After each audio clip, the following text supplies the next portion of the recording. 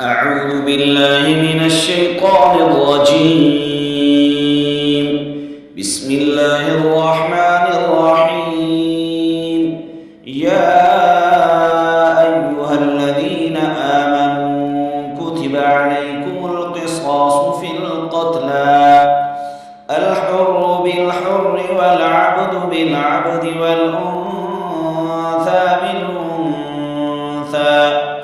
فمن عفي له من أخيه شيء فاتباع بالمعروف وأداء إليه بإحسان، ذلك تخفيف من ربكم ورحمة، فمن اعتدى بعد ذلك فله عذاب أليم.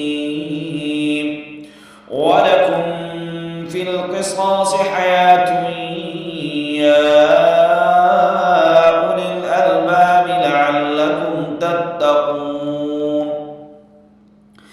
كتب عليكم إذا حضر أحدكم الموت إن ترك خيرا الوصية للوالدين والأقربين بالمعروف حقا على المتقين، فمن بدله بعدما سمعه فإنما إثمه على الذين يبدلونه، إن الله سميع عليم.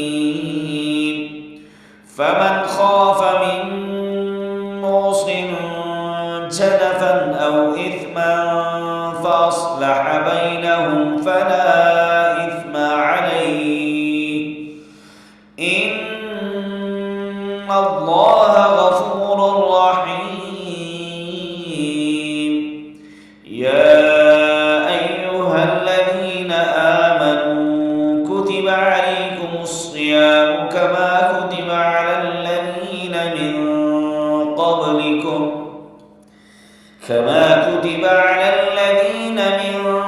قبلكم لعلكم تتقون.